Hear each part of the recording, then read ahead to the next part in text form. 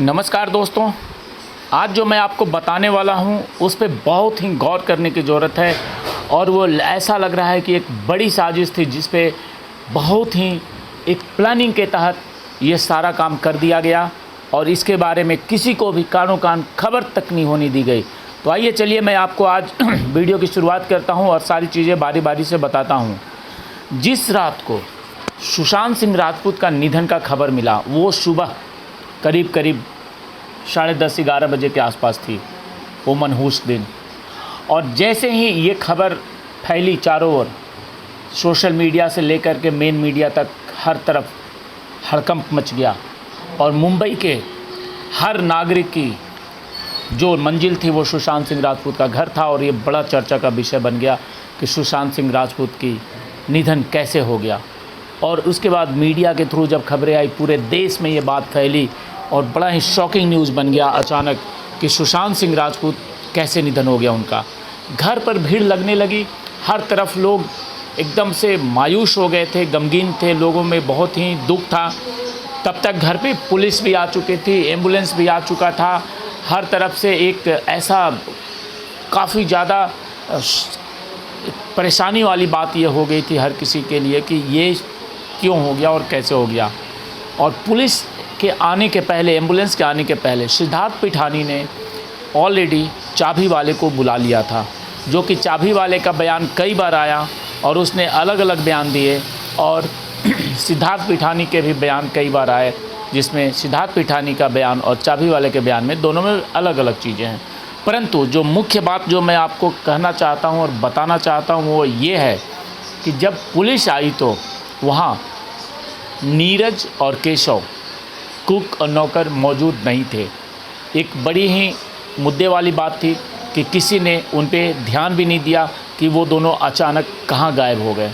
परंतु जो मेन चीज़ जो देखा गया वो ये कि जब पुलिस अंदर आती है, कमरे में दाखिल होती है, तो सुशांत सिंह राजपूत का पार्थिव शरीर उनके बेड पे लिटाया हुआ था। और उसके बाद पुलिस अपनी जो कानूनी कार्रवाई है, कुछ फ़ोटोग्राफ्स लेना, वीडियो रिकॉर्ड करना और उनके जो पार्थिव शरीर है उसके साथ जो भी पुलिस का जो एक रोल होता है, कानूनी जो रोल होता है, पुलिस ने अपना काम करना चालू किया। लेकिन वहाँ पे ये देखा गया कि सुशांत सिंह राजपूत का जो उंगली था वो हिल रहा था। और इसकी चर्चा कई बार हुई, उंगली हिलने की चर्चा ऑलरेडी पिछले करीब 1 साल से हो रही है। परंतु जो उंगली हिल रहा है उसके बाद जो बातें हुई वो शायद अभी तक किसी को नहीं पता है। तो उसके बाद क्या हुआ कि एक पुलिस वाले ने कहा कि सर ये लग रहा है कि अभी ज़िंदा हैं। परंतु वहाँ जो मौजूद थे और भी लोग, उनका ये कहना था कि नहीं, अब ये ज़िंदा नहीं है, इस दुनिया में नहीं है। इसको लेकर के आपस में काफ़ी बहस हुई है। कुछ पुलिस वाले वहाँ पे 2 भाग में बट गए हैं। एक पुलिस वाले लगातार इस बात पे अड़ा रहा कि नहीं ये ज़िंदा है, इनको हमें हॉस्पिटल लेके चलना चाहिए। जबकि बाकी के लोग थे, उन्होंने ये पूरी प्लानिंग कर ली थी और ये सोच लिया था कि नहीं, सुशांत सिंह राजपूत अब इस दुनिया में नहीं है और मरने के बाद जो कार्रवाई होती है, जैसे बॉडी को वाइट कपड़े में लपेटना और सील करना और जो एक डेड बॉडी के साथ जो कार्रवाई होती है, उस कार्रवाई में पुलिस लग गई। जबकि एक पुलिस वाले का कहना था ये ज़िंदा है, अगर उसकी बात मान ली जाती तो इन्हें तुरंत उसी वक्त हॉस्पिटल ले जाया जाता और एक ज़िंदा व्यक्ति के साथ जो ट्रीटमेंट की जो बातें होती है वो किया जाता। लेकिन ऐसा नहीं हुआ।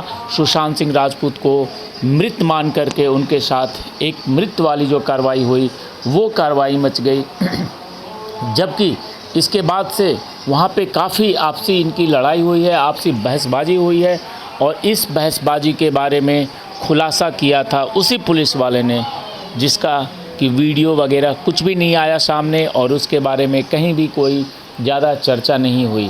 तो ये एक ऐसी प्लानिंग थी कि सोची समझी साजिश के तहत सुशांत सिंह राजपूत जो कि ज़िंदा थे उस वक्त, उन्हें मृत घोषित किया गया और आनन फानन में ही कूपर हॉस्पिटल में उनका पोस्टमार्टम करके क्रियाक्रम सब कुछ आनन फानन में, जबकि कोविड का सिचुएशन था। तो ये मान लिया जाए कि यहाँ पे ऊपर से लेकर के नीचे तक हर कोई मिला हुआ था और हर किसी ने साजिश के तहत सुशांत सिंह राजपूत को हम सब से छीन लिया और इस दुनिया से उन्हें अलविदा कर दिया। ये सब की साजिश थी। तो चलिए अगला कोई और कुछ मैसेज आएगा, कोई और बड़ी बात आएगी तो मैं आप लोगों के साथ शेयर करूंगा और आप लोगों के साथ बातें करूंगा। तब तक के लिए जय हिंद, जय भारत।